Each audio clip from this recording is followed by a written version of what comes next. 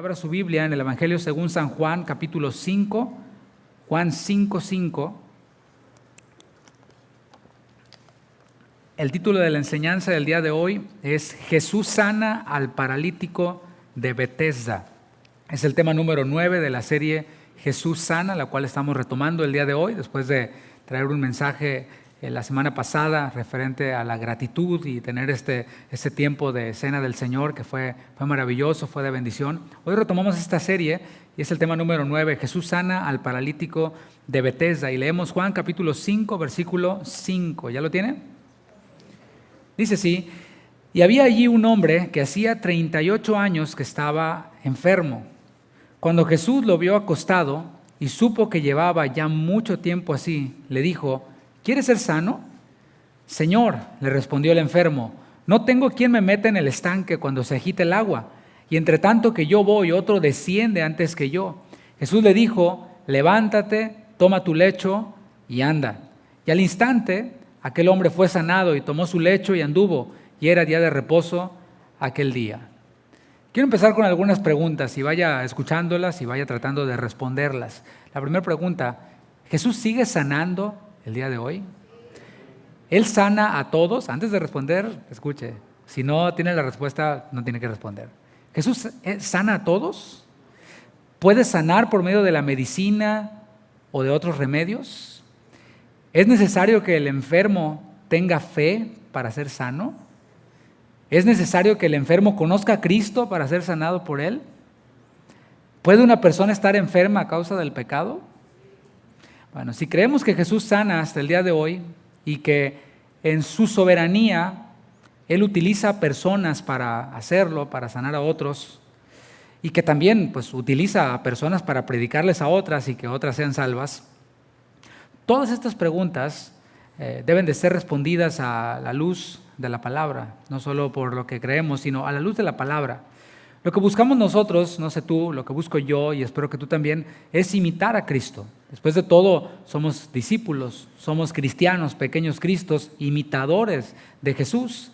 Y tener respuestas claras y bíblicas a estas preguntas nos va a ayudar no solo a tener un conocimiento mayor, sino también a desarrollarnos mejor en lo que tiene que ver con la oración. Podremos orar con el entendimiento, orar libremente por los enfermos, y también podremos estar dispuestos a recibir sanidad cuando estemos enfermos. Debo mencionar que las respuestas a estas preguntas, anticipo, pueden llegar a chocar con las ideas de ciertos sectores de la cristiandad, y eso muestra que, número uno, es común darle más peso a mandamientos de hombres y a interpretaciones humanas que a la palabra. Y muestra también el hecho de que las respuestas a estas preguntas sean de choque para algunos cristianos o algún sector de la cristiandad. También prueba que las tradiciones de hombres invalidan la palabra, tal y como lo dijo el Señor Jesús en Marcos 7, del 9 al 13. Él dijo: por sus tradiciones ustedes invalidan mi palabra, porque estaban allí los escribas poniéndose al tiro con el Señor, al tú por tú con el Señor, y diciendo: ¿por qué tus discípulos no se lavan las manos y comen con manos inmundas y así se contaminan? Y Jesús les pone una buena enseñada, exhortada, y les dice: no es lo que entra en el hombre lo que contamina al hombre, no, de dentro del hombre salen adulterios, fornicaciones, etcétera, y toda esta lista que de hecho vimos en una serie ya.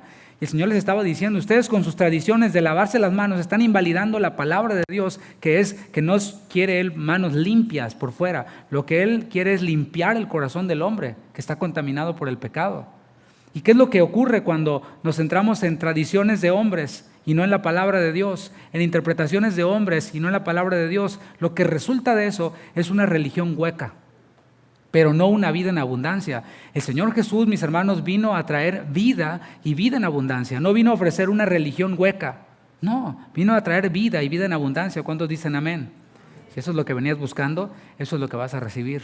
Si andabas buscando una religión hueca, mira, hay personas que yo sé que vienen desde distancias largas, de Conroe, de Rosh Sharon, de Katy, o sea, de por allá Baytown, más para allá, o sea, de todos los puntos cardinales vienen, manejan no para escuchar una religión, porque religiones hay por allá donde ustedes viven seguramente. Está la Virgen de la Macarena y la religión de la Virgen del Chorrito y todas las vírgenes de la tortilla, toda la que te puedas imaginar.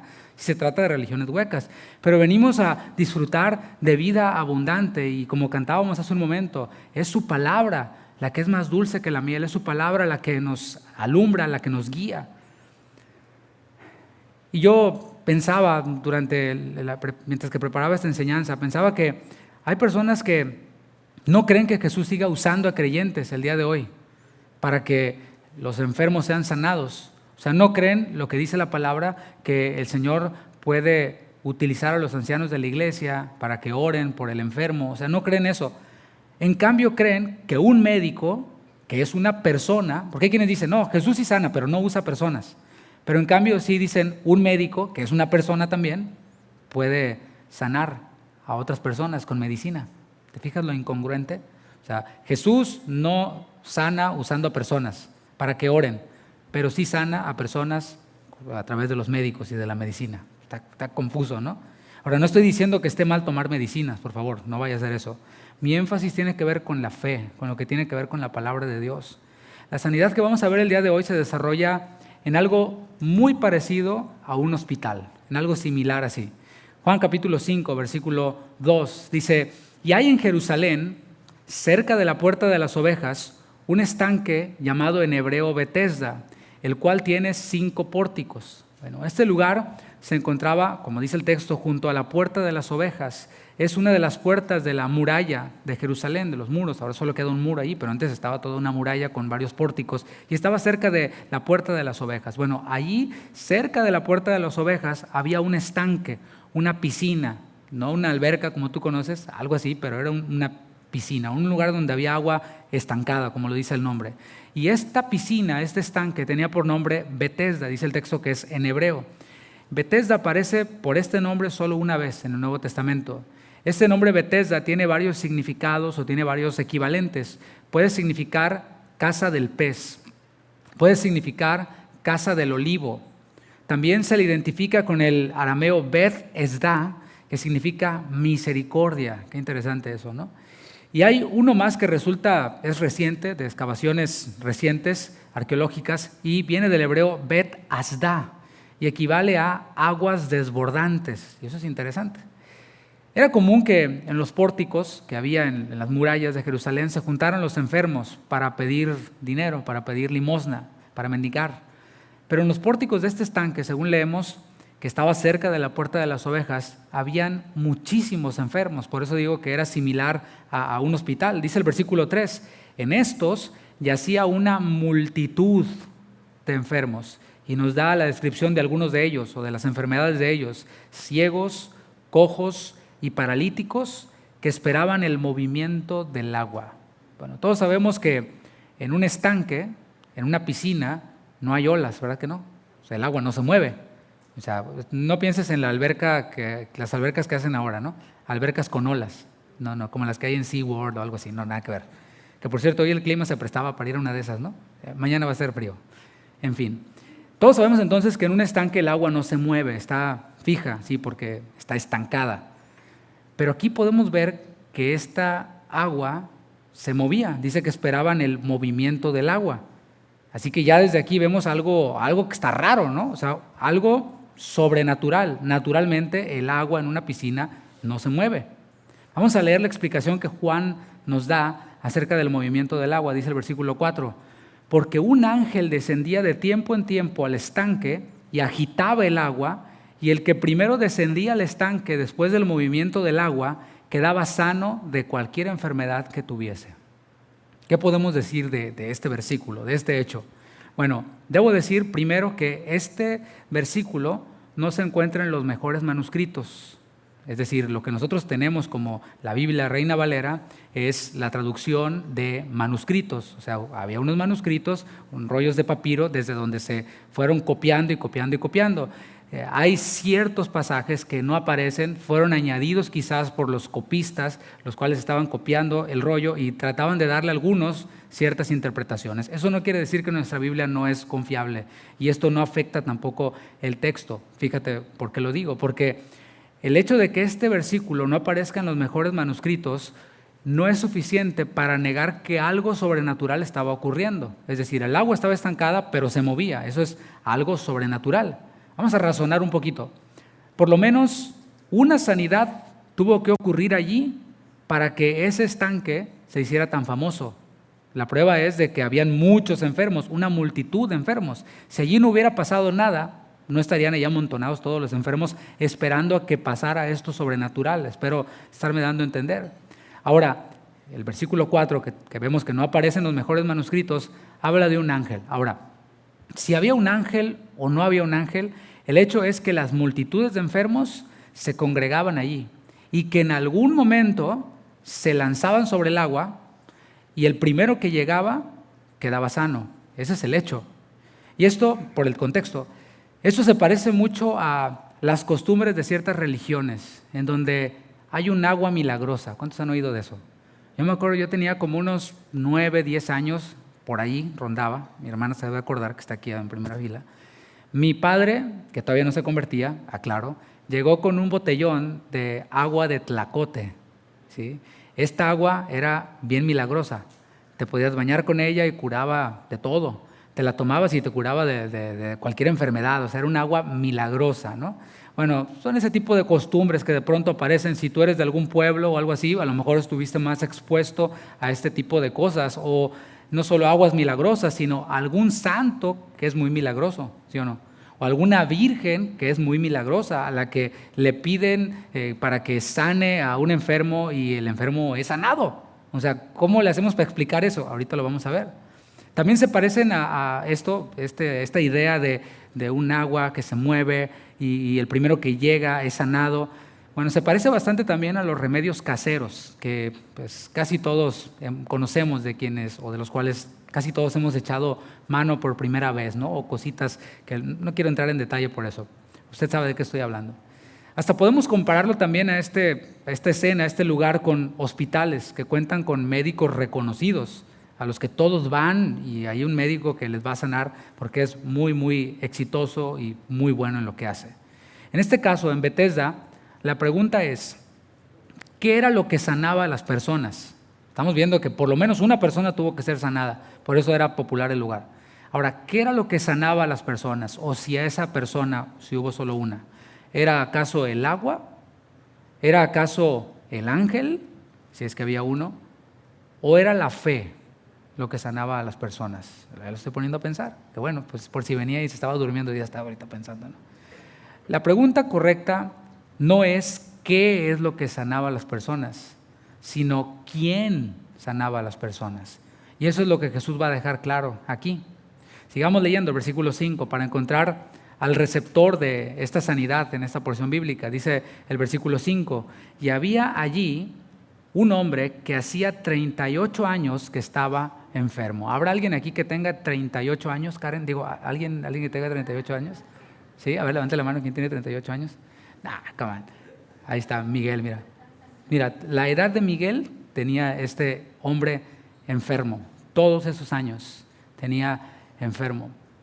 Entre toda esta multitud de enfermos, el relato se centra en uno solo.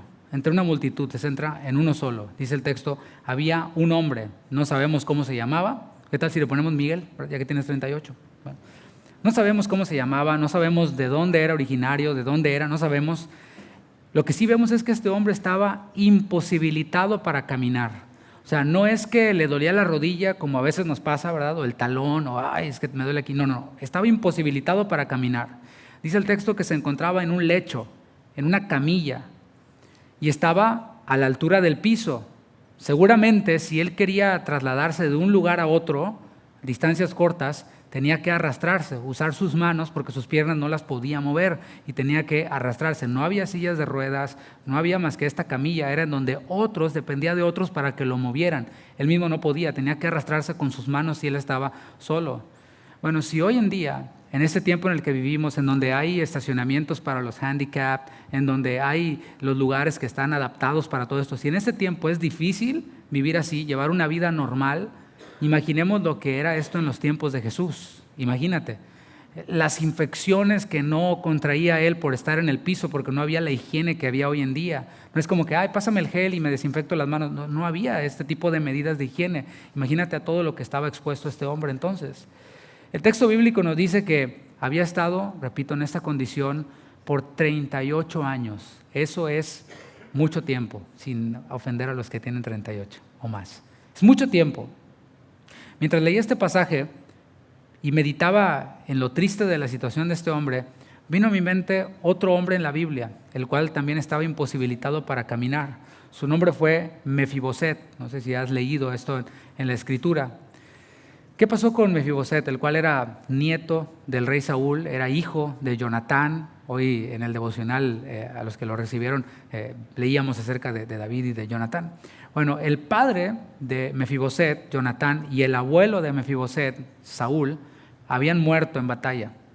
Y cuando la nodriza, la que lo cuidaba Mefiboset, que era pequeñito, se enteró de esto, tratando de salvaguardar su vida y la vida del niño, salió corriendo del susto y se le cayó el muchacho, Mefiboset, y allí él quedó lisiado de ambos pies, según 2 de Samuel capítulo 4. Y aunque Mefiboset contaba con ciertas comodidades, aunque estaba huyendo, pues era aún así nieto del rey o del ex rey, era hijo del príncipe. O sea, él contaba con ciertas comodidades en un lugar llamado Lodebar, en donde él vivía. Ya cuando creció, él se describía a sí mismo como un perro muerto. Así dice 2 de Samuel 9:8. Cuando David llegó a hacer misericordia para con él, este muchacho Mefiboset, que ya era más grande, dijo: ¿quién soy yo para que mires a un perro muerto? Yo soy como un perro muerto. Así se veía a sí mismo. Imagínate la situación en su estado de ánimo a causa de estar lisiado de ambos pies. Así que podemos ver que no solo era una condición física, sino también una condición en sus emociones. Y es que es importante esto, porque de pronto como que mistificamos mucho a los personajes de la Biblia, pero eran personas como tú y como yo, que también tenían sentimientos, y también debemos de nosotros prestar atención a que estamos alrededor de personas que también tienen sentimientos.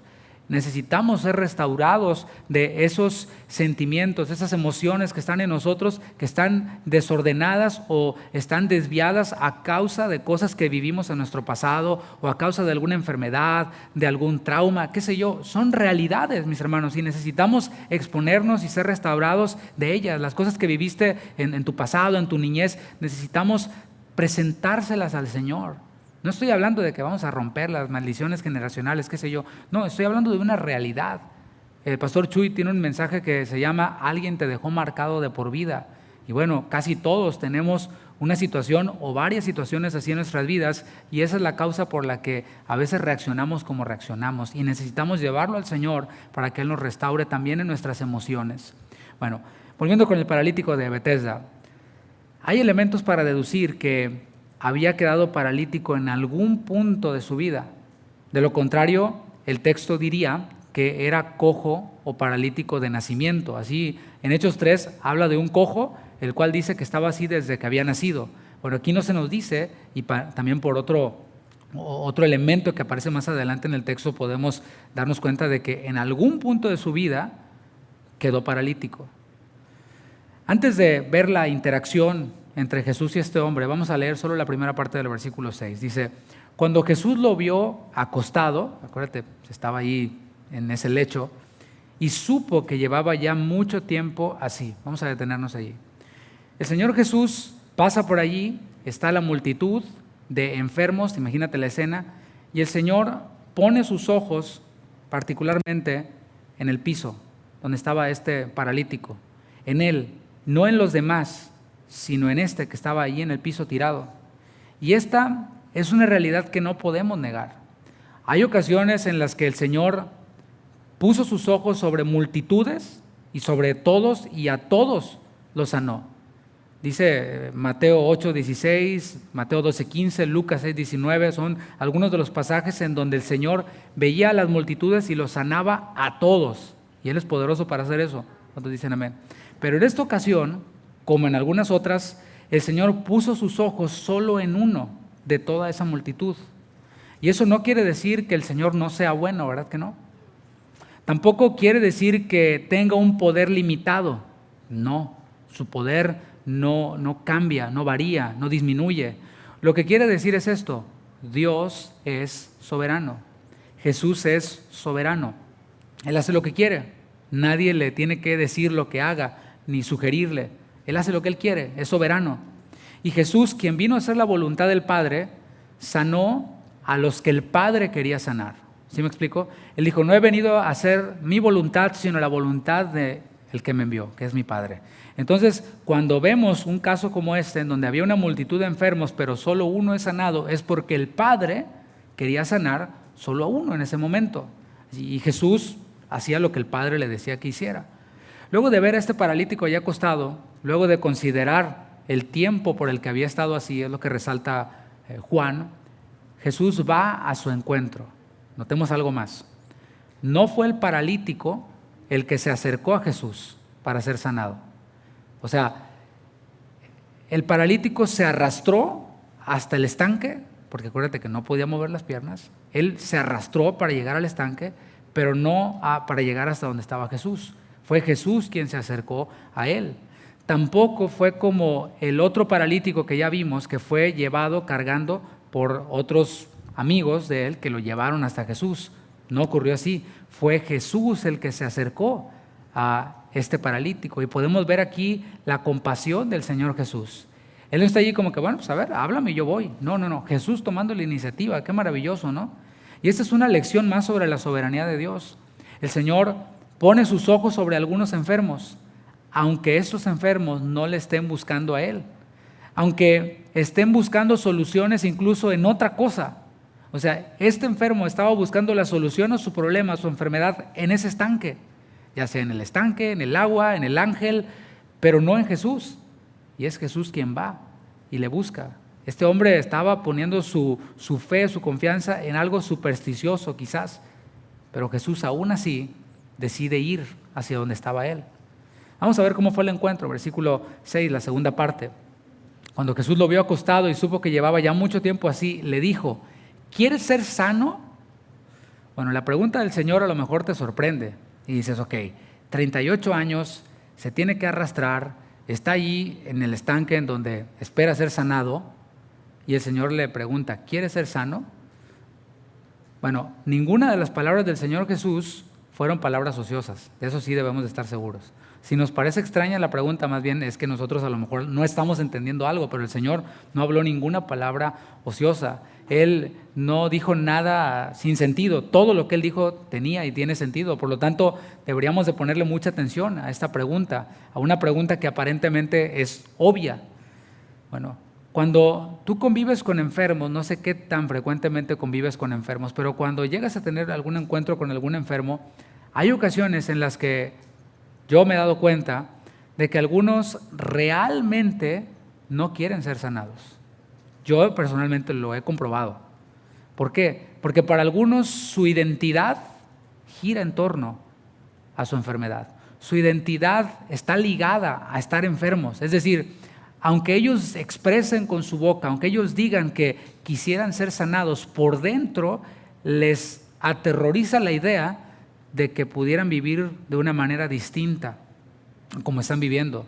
Se han acostumbrado a la compasión de otros, se han acostumbrado a la lástima de otros, se han acostumbrado a actuar a la defensiva, a justificar conductas, porque es que yo estoy así, ¿me explico? Y esto puede sonar fuerte, pero estamos ante una realidad. Versículo 7, Señor, vamos a ver la respuesta, Señor, le respondió el enfermo, no tengo quien me meta en el estanque cuando se agite el agua. Y entre tanto que yo voy, otro desciende antes que yo. A ver, la pregunta del Señor fue, ¿quieres ser sano? Y el paralítico le responde, no puedo ser sano. ¿Te fijas?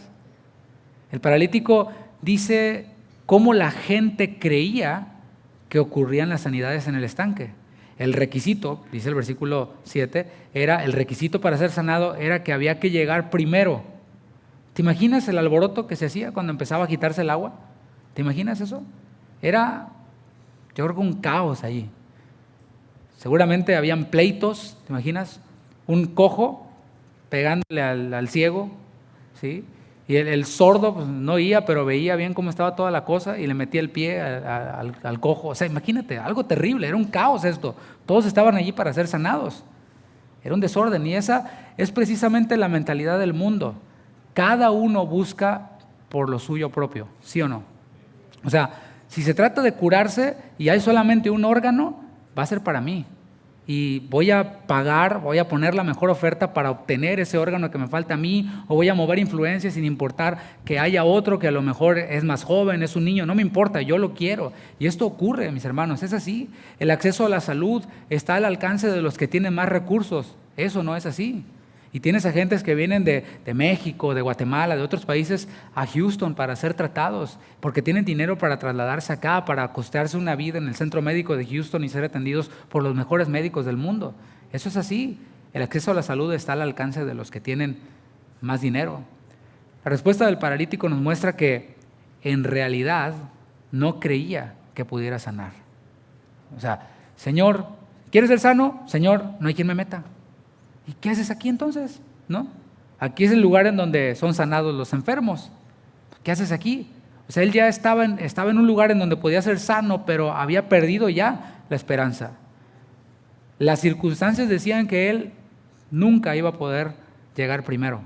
O sea, estaba muy en desventaja. Para moverse tenía que arrastrarse con las manos. Estaba en desventaja. Si hubiera alguien que se apiadara de él y que lo ayudara, ese alguien tenía que llegar primero que todos los demás cargando el lecho. O sea, estaba complicado, humanamente era imposible. La pregunta otra vez es, ¿para qué estaba allí? ¿Qué hacía allí? Y es impresionante, estaba en el lugar donde supuestamente iba a recibir sanidad o se recibía sanidad, pero él tenía la certeza de que eso no iba a ser posible para él. Y así ocurre hoy en día, aplicándolo para nosotros. Hay personas que al no recibir sanidad inmediatamente, pierden la esperanza. Dicen, no, yo ya no fui sanado. Y empiezan a disfrazar su desesperanza, o diría yo, incredulidad, de espiritualidad, diciendo, soy como Job, ¿sí? Dios me quiere afligir. Soy como Pablo, que le bastaba su gracia, ya Dios no me va a sanar. Soy como Pablo. O el Señor me quiere enfermo para su gloria, dicen algunos. Él se está glorificando con mi enfermedad. ¿En serio? ¿Crees que Dios necesita nuestra enfermedad para glorificarse? Bueno, hay personas que pues disfrazan su incredulidad, espiritualidad así. Versículo 8. Jesús le dijo, levántate, toma tu lecho y anda. O sea, luego de reconocer este hombre que no había manera de que él pudiera ser sanado, el Señor, si te fijas en el texto, le da 3 órdenes. Levántate, número 2, toma tu lecho, número 3, camina. O sea, todas estas órdenes que el Señor le está dando son tan extraordinarias como la pregunta que le hizo al principio. ¿Quieres ser sano? O sea, analiza el diálogo. ¿Quieres ser sano? Pues obvio sí. Levántate, pues no puedo. Toma tu lecho, menos, anda, pues ya ni hablamos de eso. O sea, todas son órdenes que son extraordinarias. Cada una de esas acciones eran imposibles para este hombre. Si no podía trasladarse del lugar donde estaba hasta el agua, ¿cómo se iba a parar? ¿Cómo iba a tomar su camilla? ¿Cómo iba a caminar? Sin embargo, estas no fueron simples palabras. ¿Cuántos dicen amén? No son las palabras de cualquiera tampoco, sino que son palabras que salen de la boca de Dios. Toda palabra que sale de la boca de Dios es poderosa. ¿Cuántos dicen amén? La pregunta es si estamos oyendo lo que sale de la poderosa palabra de Dios. El problema es, o la pregunta es, si cuando estamos ante una situación humanamente imposible, nos centramos en las circunstancias y decimos, no puedo, no hay quien me meta al estanque, o vamos a la palabra a ver qué dice Dios. Esto es profundo, mis hermanos. Puede aplicar no solamente para la sanidad física, puede aplicar para situaciones en nuestra vida. O sea, yo sé de personas que tienen, cristianas, que tienen problemas en su matrimonio, ¿y qué crees? Van con el psicólogo. Ah, mira qué genios son. Claro, sale mejor pagarle una lana al psicólogo para que cada sesión, la primera sesión va a ser esto. Anota en un papelito las cosas buenas y las cosas malas que hace el otro. Ok, ya se acabó la sesión. Ay, mira, pusiste más cosas malas que cosas buenas. Uy, eureka, qué gran sabiduría, ¿no? Esta fue tu sesión, cáigase con sus $75. ¿Sí? La siguiente sesión, es que les falta tener más comunicación. ¡Wow! ¿En serio? Y bueno, otros 75 y así. Prefieren eso que tomar la vía de un cristiano, que es todo aquel que quiera ser mi discípulo, niéguese a sí mismo. Los problemas con mi esposa son porque no me niego a mí mismo, porque reclamo mis derechos, porque aquí mis chicharrones truenan. Por eso son los problemas. Y ella también. O sea, estoy hablando de una situación hipotética, ¿verdad? Entonces, ¿qué resulta más fácil? ¿Darle $75 al psicólogo o negarme a mí mismo, tomar mi cruz y seguir a Cristo? Pues resulta más fácil el psicólogo. Por eso muchos se van por allí. O sea, no van a la boca de Dios, a la palabra de Dios, que es la que tiene la razón. ¿Cuántos dicen amén? Está por encima de pensamientos humanos. Está bien, yo respeto a los psicólogos, tienen su campo. Bueno, que atiendan allá a los que no tienen la palabra de Dios, pero nosotros tenemos la palabra de Dios y en ella hay respuesta y Dios está hablando. Y es lo que está ocurriendo aquí. Le dice, levántate, toma tu lecho y anda. Así como nos dice a nosotros, sean misericordiosos como vuestro Padre que está en los cielos es misericordioso. La respuesta es, no puedo, es que me han hecho mucho daño, es que yo soy del norte, es que yo no me dejo. Sí, claro, pero lo está diciendo el Señor. Y el Señor nos habilita, nos capacita para hacer esto. Nos dice, sean santos porque yo soy santo. No puedo, ya sé, pero no es con tus fuerzas, sino con mi Santo Espíritu. Y así pudiera seguir dando muchos ejemplos. Jesús, quien sabía que el Padre quería sanar a este paralítico, le estaba dando órdenes al paralítico. ¿Por qué? Porque ya estaba hecho. Él ya estaba sano, ya estaba hecho. Si el Señor va a hacer algo, mis hermanos, Él no necesita situaciones externas, elementos externos. Él lo va a hacer. La pregunta es si nosotros sabemos qué es lo que Él está haciendo. Eso es lo que está ocurriendo aquí. Estas órdenes de Jesús que le está dando se pueden obedecer o se pueden cuestionar y desobedecer. Vamos a ver si este hombre, otra vez en esta toma 2 que tiene de diálogo con el Señor, otra vez le dijo sus circunstancias. Si le va a decir, Señor, ¿cómo me dices que me levante? O sea, estás viendo, estoy en el lecho. Vamos a ver qué fue lo que le dijo. Versículo 9. Y al instante aquel hombre fue sanado y ¿qué hizo? Tomó su lecho. ¿Qué le dijo? Toma tu lecho. Y anduvo, caminó, se levantó y era día de reposo aquel día. Bueno, esta, mis hermanos, no fue una recuperación gradual. Es lo que hemos visto una y otra vez. No fue así como que, ok, ahí va, poco a poquito. A la otra semana regresas y vemos cómo sigues y a ver si mejoras. No. Fue instantánea. Tampoco dice, y esto es interesante, no dice que el Señor Jesús le haya tocado, ni tampoco que Él haya tocado a Jesús, como ocurrió con aquella mujer con flujo de sangre, que tocó el borde del manto del Señor. Aquí no hubo contacto. Tampoco dice aquí que el hombre haya sentido algo especial, que haya sentido un calor, y no estoy diciendo que eso esté mal. Aquí no ocurre. Sin mucho rollo, sin mucha faramalla, el hombre simplemente hizo todo lo que el Señor le dijo que hiciera. Se levantó, tomó su lecho y caminó. Para ir concluyendo, o acercándome a la conclusión, voy a repetir las preguntas que hice al inicio. Algunas de estas preguntas fueron respondidas automáticamente. O sea, yo escuché las respuestas de algunos y check. Algunos tuvieron 10 en las preguntas, ¿no? Otras de las preguntas fueron respondidas a lo largo de la enseñanza y otras se van a responder en un momento. Ahí van de nuevo las preguntas. ¿Jesús sigue sanando el día de hoy? La respuesta es sí. ¿Por qué? Porque dice su palabra que Él es el mismo ayer, hoy, por los siglos. Y además, las evidencias lo demuestran. O sea, aquí mismo, hace una semana o 2 semanas, un hermano aquí que se llama David también, el Señor lo sanó de una enfermedad que él tenía. Instantáneamente quedó sano. Bueno, las evidencias lo demuestran. La otra pregunta era, ¿el Señor sana a todos? Y la respuesta es no. O sea, el texto nos lo respondió. Había una multitud, ¿fueron todos sanados? No. A veces sana a unos en poco tiempo. Tan pronto enferman, oran por la persona y es sanada, o simplemente se sana, así, sin que nadie ore. En otras personas el Señor tarda hasta 38 años para sanarlos, como fue el caso de este hombre. O sea, el Señor tiene un tiempo. El Señor, mis hermanos, debemos de entender que para Él, dice la palabra que un día son como 1000 años. O sea, Él no ve el tiempo como nosotros lo vemos. Y Él tiene un tiempo para cada uno. No es que no te quiera sanar, no te la vayas a querer dar de joba así a la primera. A lo mejor simplemente no es el tiempo todavía. ¿Qué hay que hacer? Hay que seguir insistiendo. Y de verdad, no es como que después de la tercera vez que pases para que oremos te vamos a empezar a cobrar.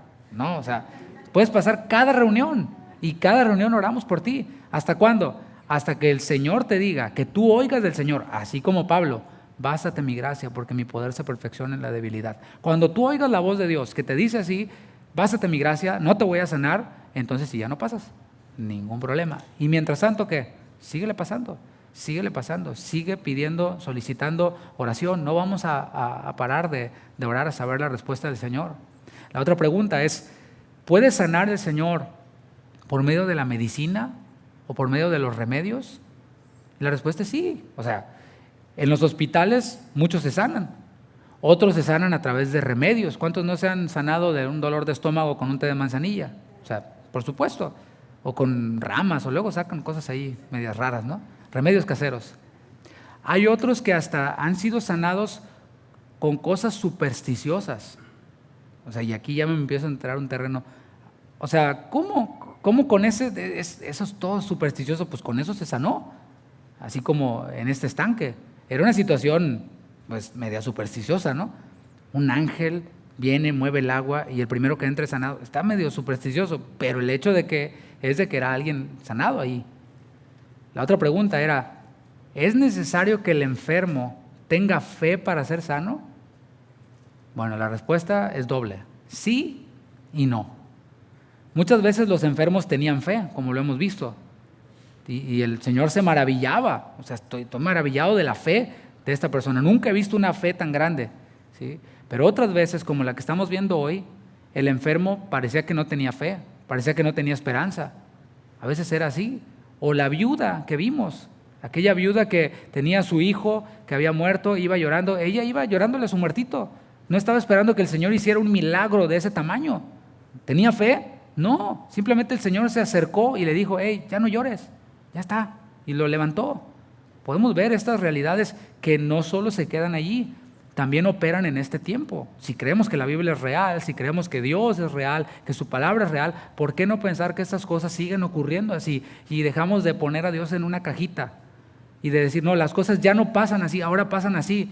Con nuestras tradiciones invalidamos la palabra de Dios, porque nos creemos muy eruditos o porque lo leímos o lo repetimos simplemente. Muchas cosas que se creen y se enseñan como dogmas, tal y como ocurrió en tiempos de Jesús, han sido porque uno se lo dijo a otro y el otro se lo dijo al otro y se repitió al otro y se fue como el teléfono descompuesto hasta que se hizo dogma y caso cerrado.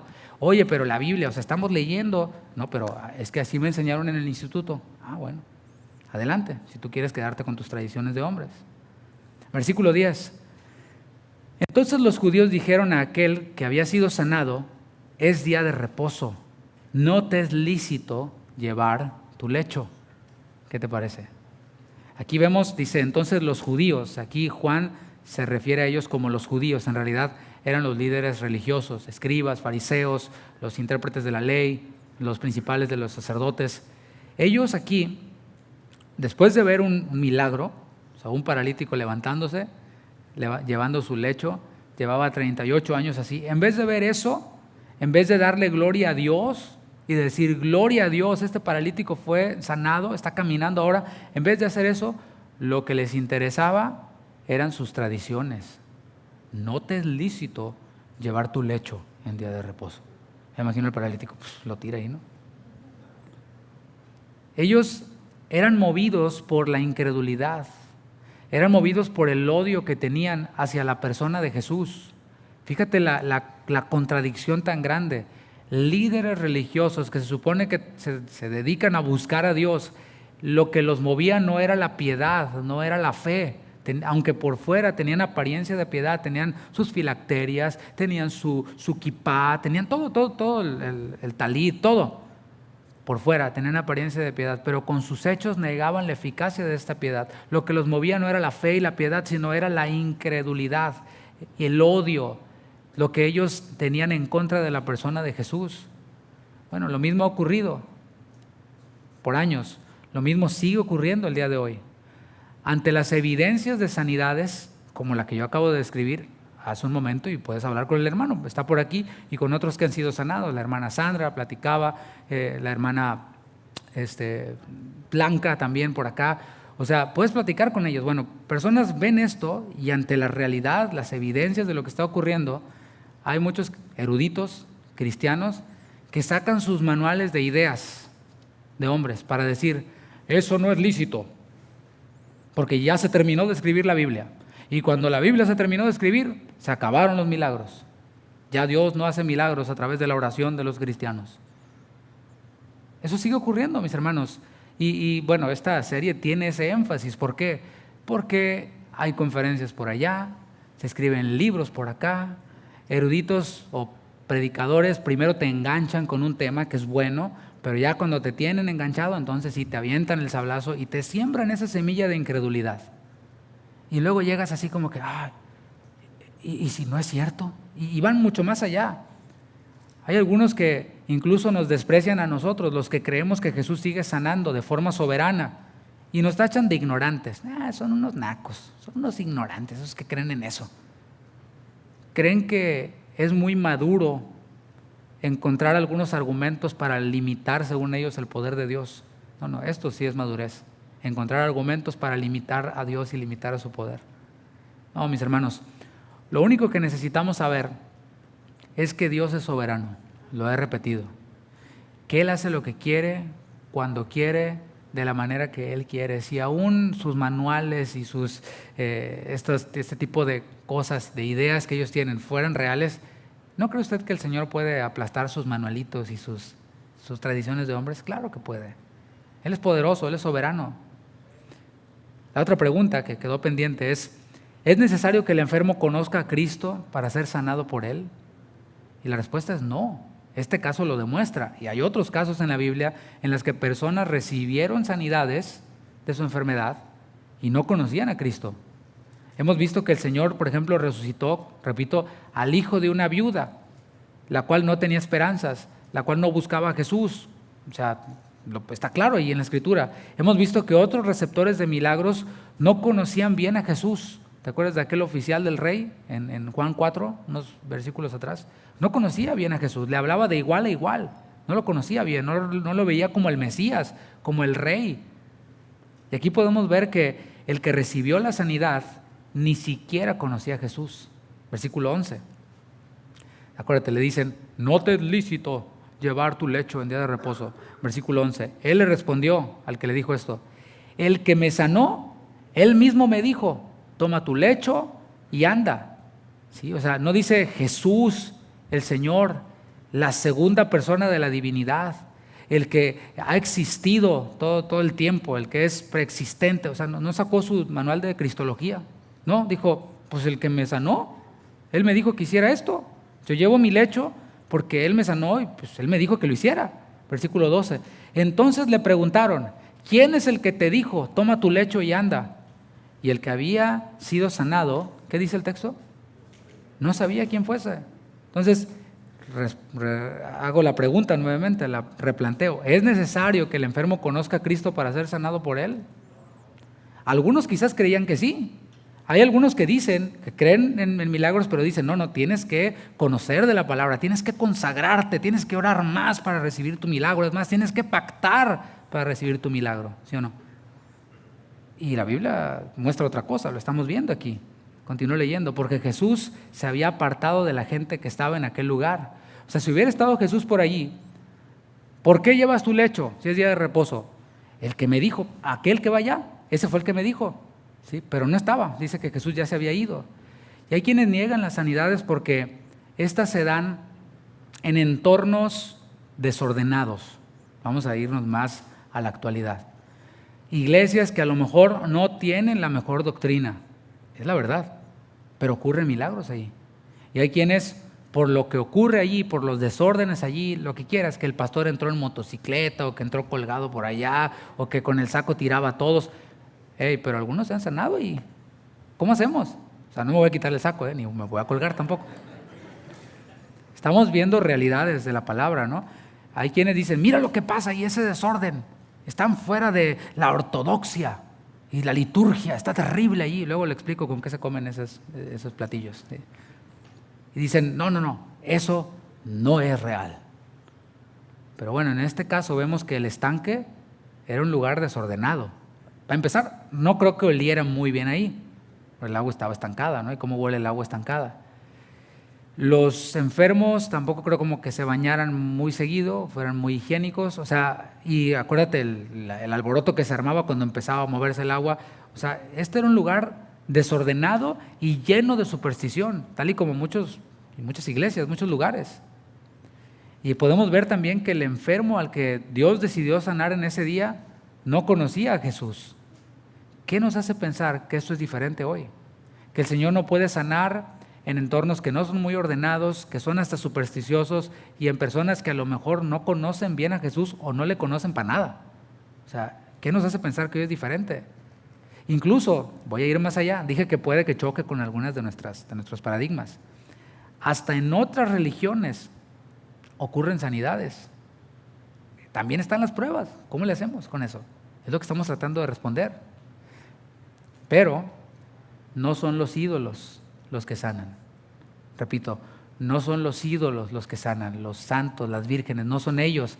Es Dios, mis hermanos, en su infinita misericordia, en su inescrutable sabiduría, que sana. O sea, ¿por qué puedo afirmar? No son los ídolos los que sanan. Porque el Señor lo dice en su palabra, en el Salmo 115. Dice que tienen boca, mas no hablan. Tienen ojos, mas no ven. Tienen oídos, pero no oyen. Tienen narices, pero no huelen. Tienen manos, pero no palpan. Tienen pies, pero no andan. Ni hablan con su garganta. ¿Cómo van a sanar a alguien? Entonces, ¿quién los sana? Es Dios. ¿Me está siguiendo? ¿Estamos aprendiendo algo? Es Dios el que los sana. ¿Pero por qué? ¿Pero por qué pasa si es en otra religión? Porque Él es soberano. Porque Él hace lo que quiere. Porque Él extiende su misericordia a quien quiere, como quiera. No tiene que cumplir con requisitos el Señor. Con los nuestros menos. Dios, mis hermanos, sí es poderoso. Los ídolos no. Los remedios no. Las supersticiones no. Pero Dios sí. Y repito, esto puede ser chocante para algunos, pero pues no vemos en la Biblia, repito, que Satanás sane. Lee la Biblia y si encuentras un lugar en donde Satanás sana a un hombre, me avisas, ¿sí? Lo que vemos por otro lado es que Satanás destruye a la creación de Dios. Es el adversario de Dios. Dios quiere sanar, Satanás también quiere sanar. No, es el adversario. ¿Qué es adversario? El que se opone a la voluntad de Dios. Dios quiere sanar. ¿Satanás qué quiere? Enfermarte. Quiere matar tu cuerpo. ¿Cómo lo va a hacer? Le da igual si es de alta presión y un infarto por comer tanta comida brillosita. Le da igual. Le da igual matarte de un coma diabético por tantas azucaritas y tantos pastelitos y tanta coquita que está bien deliciosa y gaseosita. Le da igual que de sobredosis de heroína, le da igual. Satanás lo que quiere es matar, lo que quiere es enfermar a Dios. Lo podemos ver. No fue Satanás delante de Dios y le dijo, mira, a Job tú lo tienes cercadito, por eso anda bien contentito y cantando, así, pero a ver, tócalo a ver si no empieza a renegar de ti. Fue Satanás el que le pidió permiso al Señor. Y Dios le dijo, está bien, tócalo, pero no toque su vida. O sea, Dios dándole permiso a Satanás. No podemos, mis hermanos, atribuirle a Satanás las sanidades que ocurren. O sea, no se puede. ¿Sí me explico? Hay personas que dicen, no, Satanás lo sanó. Jesús ya no sana, pero Satanás sí. Pues yo no sé de qué secta sean o de qué religión sean, pero no lo vemos en la Biblia. Hay quienes quieren atribuirle a Satanás las sanidades de Jesús y utilizan este texto, 2 de Tesalonicenses 2, versículo 8. Vamos a observarlo objetivamente y abiertos al contexto de lo que hemos leído anteriormente. ¿Qué es lo que estamos diciendo? Estamos diciendo que Satanás no sana. Estamos diciendo que es Dios el que sana. Hay alguien que puede salir con este texto. Segunda de Tesalonicenses, capítulo 2, versículo 8. Y siempre que tengamos una pregunta, por favor, vayamos a la palabra. Y los versículos que parezcan controversiales, leámoslos bien nada más, leámoslo en otra versión, leamos el contexto de lo que estamos leyendo, leamos el contexto general o interpretémoslo a la luz del contexto general de la Biblia. Y estoy diciendo, no hay casos en donde Satanás sane a las personas. Segunda de Tesalonicenses 2:8. Esta es la Nueva Traducción Viviente para que quede bien claro. Entonces el hombre de anarquía será dado a conocer, está hablando del anticristo. Pero el Señor Jesús lo matará con el soplo de su boca y lo destruirá con el esplendor de su venida, o esplendor de su venida. Ese hombre vendrá a hacer la obra de Satanás con poder, señales, ¿y qué dice? Milagros, ¿qué? Falsos. Se valdrá de toda clase de ¿qué? Mentiras malignas para engañar a los que van rumbo a la destrucción porque se niegan a amar y aceptar la verdad que los salvaría. Aquí podemos ver, es claramente lo que dice el texto, dice que estos poderes, que no dice que sean sanidades físicas, ¿se fija? Dice que son poderes, señales y milagros falsos. No habla de sanidades, vamos a suponer que sí son sanidades, pero dice aquí que son falsas, son fake, son chafas, son imitaciones. ¿Y a poco no hay milagros falsos? También se ha comprobado.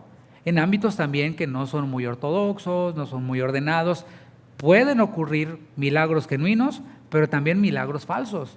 Y se ha comprobado. Resulta que la señora que se paraba de la silla de ruedas en Oklahoma, en Tulsa, después iban a Dallas y la misma señora se paraba ahí también de la silla. Y luego venían a Houston y la misma señora se paraba. Era el mismo show que ya tenían montado cuando no había internet. Ahora ya todos traemos nuestro telefonito y grabamos y se exponen ese tipo de cosas. Sí, hay milagros falsos, pero eso no anula los verdaderos.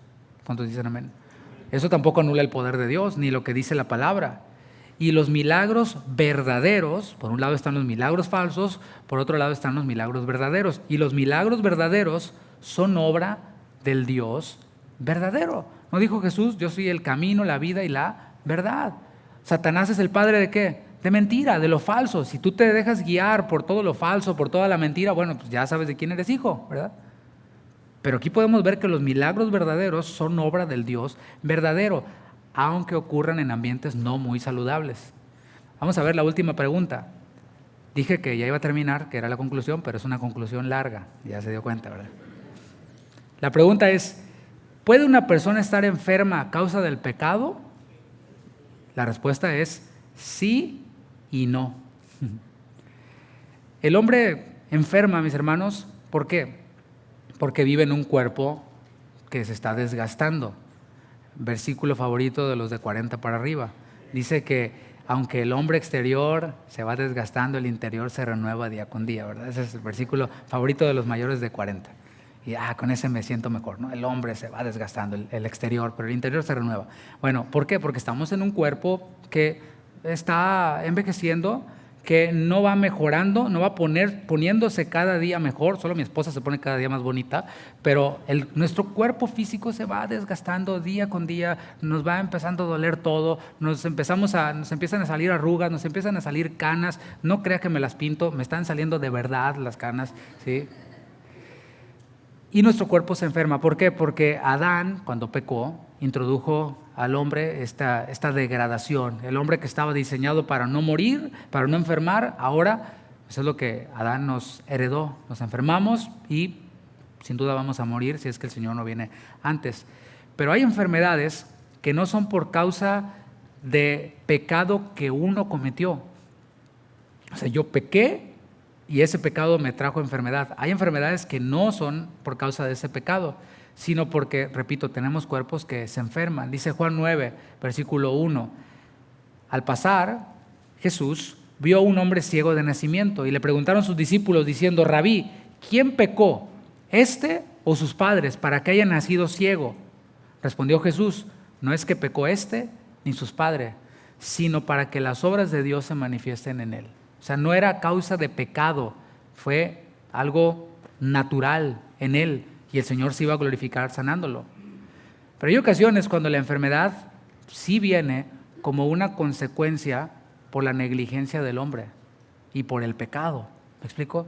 O sea, negligencia. ¿Qué entendemos por negligencia? Lo opuesto a la diligencia.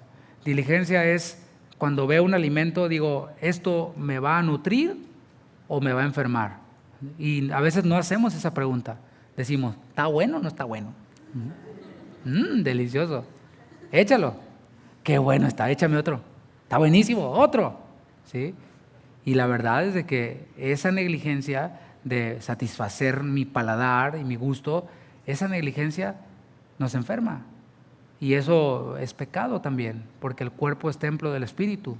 Ya de hecho vimos unos temas al respecto, no voy a ir ahí. Y este parece haber sido el caso de este hombre que había sido paralítico y que fue sanado en el estanque de Betesda. O sea, no de que comía comida alta en azúcares y en grasas saturadas, sino el pecado. Juan 5:14 dice, después le halló Jesús en el templo. ¿Sí? Primero lo habían cuestionado. Hey, ¿por qué estás llevando tu lecho en día de reposo? Pues no sé, el que me sanó me dijo que lo llevara y bueno, pues yo aquí lo llevo, ¿no? Después dice que el Señor Jesús se lo encuentra en el templo. Jesús frecuentaba el templo, así como ustedes, mis hermanos, como nosotros. Entonces se lo encuentra allí y cuando lo ve al paralítico, que ya no era paralítico, le dice, mira, has sido sanado. Y esto puede ser lo que el Señor le esté diciendo a algunos, no peques más para que no te venga alguna cosa peor. Tal parece que este hombre había estado sano, bien, pero que a causa de su pecado, según lo que Jesús le está diciendo, había quedado paralítico. Y quedó paralítico por 38 años. Y mis hermanos, nosotros no estamos excluidos de esto. Hemos de cuidar nuestro cuerpo, sustentar nuestro cuerpo, porque, repito, lo que dice la palabra es templo del Espíritu. Hemos de discernir también nuestro cuerpo, pero también el cuerpo del Señor.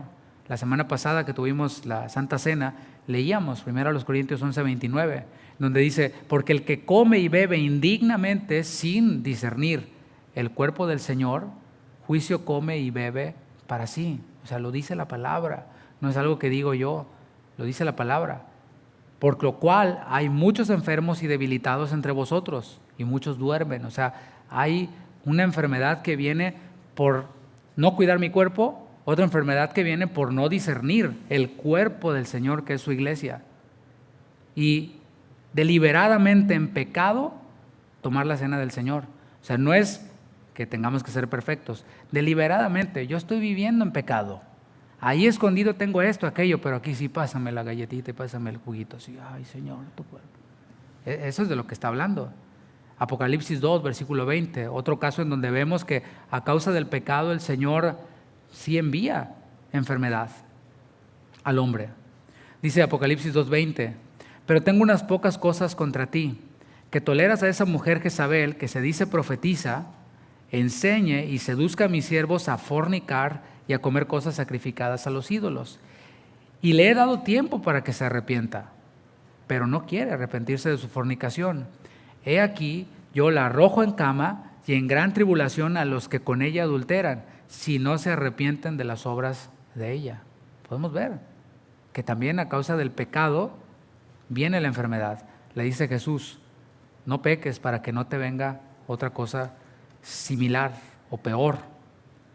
Luego de escuchar la exhortación de Jesús, que fue ¿cuál? No peques más. O sea, yo creo que el Señor puede sanar. Y de hecho, vamos a orar ahorita. Voy a dejar tiempo para que podamos orar por los que están enfermos a causa de enfermedades que ustedes mismos se produjeron. ¿Sí? Usted sabe, la que sea. O sea, no le eches la culpa al diablo, no. Tú fuiste y compraste esa comida y te la comiste, esa coca y te la tomaste. El otro día platicaba con un hermano y decía, no, pues sí, la verdad, ¿para qué la hacemos? Yo me la produje, porque no tomaba cero agua, pura Coca-Cola. Me acababa 3, 4 Coca-Colas diarias. ¿Ok? ¿Y qué esperas que ocurra? O sea, en serio. Bueno, vamos a orar por esas enfermedades también. ¿Le parece bien? En un ratito más. Pero escucha la advertencia del Señor. No peques más. Algunos no se sanan porque no están dispuestos. Y está bien. Bueno, dices, no, pues yo voy a seguirle igual. Me voy a morir con la Coca-Cola aquí. Que me entierren con la playera de la Coca-Cola aquí, ¿no? Luego de que escucha esta exhortación, el ex paralítico pudo identificar a Jesús a ojos de los líderes religiosos. Dice versículo 15 de Juan 5, el hombre se fue después de haber hablado con el Señor y dio aviso a los judíos que Jesús era el que le había sanado. Dijo, ya, ahí está el que me sanó. Ahora sí lo identificó. Y es que siempre van a haber personas que procuran restringir el poder de Jesús porque su poder se opone a las tradiciones. Siempre va a haber, y eso ahora sí ya es la conclusión, versículo 16. Y por esta causa los judíos perseguían a Jesús. ¿Por qué? Por haber sanado a un cojo. Y no solo eso, procuraban matarle porque hacía estas cosas en el día de reposo, sin saber que Jesús dijo, yo soy la resurrección, yo soy la vida, el día de reposo soy yo. Vamos a leer la respuesta de Jesús, versículo 17. Y Jesús les respondió a esos que querían matarle por sanar a un enfermo, porque se oponía a sus tradiciones. Les dijo, mi Padre hasta ahora trabaja y yo trabajo. Esto fue escrito hace más de 2000 años. Y la palabra de Dios es que, según Hebreos, viva, eficaz, es viva, o sea, es vigente, está vigente ahora mismo, aunque se terminó de escribir. Pero cuando yo abro la palabra de Dios y leo Juan capítulo 5, versículo 17, sigue diciendo, mi Padre hasta ahora trabaja y yo trabajo. ¿Quién soy yo para decirle, ya no estás trabajando, ya saliste, punch out, ya clock out, ya? No, Él dice, mi Padre hasta ahora trabaja y yo trabajo. El Padre, el Hijo, el Espíritu Santo siguen trabajando hasta ahora. ¿No decimos que alabamos y adoramos a un Dios vivo? Claro. En esta sanidad y en las que hemos visto hasta ahora podemos aprender que el ministerio de sanidad del Señor Jesús es mucho más complejo de lo que algunos quieren hacernos creer. O sea, nos dicen, no, es que el Señor ya nos sana el día de hoy. Espérate, estamos yendo sanidad física por sanidad física. Estamos en la número 9. Y ya a esas alturas nos estamos dando cuenta que no es un sí, un no. Hay preguntas, esta sí, esta no, esta sí y no. Esta a veces sí, a veces no. O sea, es mucho más complejo, mis hermanos. Y eso es lo que me maravilla a mí. Por eso soy cristiano, por eso soy pastor, le he dedicado mi vida al servicio del Señor. Porque tengo un Dios que es inescrutable. Nunca voy a poder decir, ya lo acabé de conocer en esta vida. Porque dice la palabra que cuando le veamos, vamos a conocer cómo fuimos conocidos. Cuando nosotros le veamos, ya la ciencia va a terminar. Entonces sí, las lenguas acabarán, entonces sí, los dones, todo esto acabará y permanecerá solo la fe, solo la esperanza y solo el amor, porque estaremos delante de Él, mis hermanos. Pero en esta tierra no le vamos a acabar de conocer. Termino citando a un autor cristiano que yo admiro en un libro, luego se lo paso. Dice esta porción de su libro, es verdad, Dios sanó para demostrar que Jesús es el Mesías, pero esa no era la única razón. Hubieron otras razones por las que el Señor sanó. Cita este autor. Conducir a la gente al arrepentimiento y abrir las puertas al Evangelio. Esa es otra razón. Sanaba porque se lo pedían. Sanaba para quitar obstáculos al ministerio y a su obra. Sanaba para enseñarnos cómo es Dios y cómo es su reino. Sanaba y hacía milagros para que se manifestara su reino. Sanaba por razones soberanas sin dar explicaciones de ello, solo porque Él es Dios. ¿Cuántos dicen amén? Voy a invitar a que se ponga de pie y vamos ahora sí a orar. Y lo digo bien en serio, si usted está enfermo de cualquier cosa, es más, si es alérgico al gluten, si es alérgico a la lactosa, todo este tipo de cosas que no le permiten llevar una vida normal, ¿por qué no creemos que Dios sigue siendo poderoso y oramos y venimos acá al frente? Así que si usted dice ya es tiempo o ya había pasado muchas veces y había perdido la esperanza, bueno, voy a pasar esta vez y voy a orar. Así que puede empezar a pasar, mis hermanos, hagan lugar porque yo creo que se va a llenar este lugar. Y le voy a pedir a los líderes, al pastor Juan, a Carlos, a Javier está por acá tocando, a Eusebio, si pueden pasar a ayudarme, y sus esposas, mi esposa también, orar por las hermanas. Y usted que está perfectamente sano, dele gracias a Dios y también extienda sus manos y vamos a orar. Señor, muchas gracias. Gracias porque tú en tu palabra te revelas y podemos nosotros conocerte todavía más. Podemos ver, Padre, que eres soberano, que eres poderoso, que no hay nada absolutamente que te limite. Hemos visto, Señor, tu obra y hemos visto cómo tú has transformado vidas quebradas, vidas rotas. Y hemos visto también en tu palabra cómo utilizas a personas para que le prediquen el evangelio a otras y estas sean salvas. ¿Cómo no hemos de creer que tú puedes utilizar a personas para que oren por otras y éstas sean sanadas en sus cuerpos? Venimos delante de ti, Señor. Venimos delante de ti pidiéndote que obres sanidad en nuestros cuerpos. No soy yo, Señor. No es mi hermano, los pastores que están orando. Eres tú, Padre. Nosotros somos solo instrumentos y queremos ser solamente instrumentos de tu misericordia para que tú obres sanidad, para que tú hagas cosas poderosas entre nosotros. Obra, Señor, te lo pido. Obra, te lo rogamos, Señor. Adoremos al Señor. Levanta tus manos, mi hermano, tú que estás allá. Y si tú quieres pasar todavía, puedes pasar y vamos a cantar al Señor, a adorar al Señor. Gracias, Señor.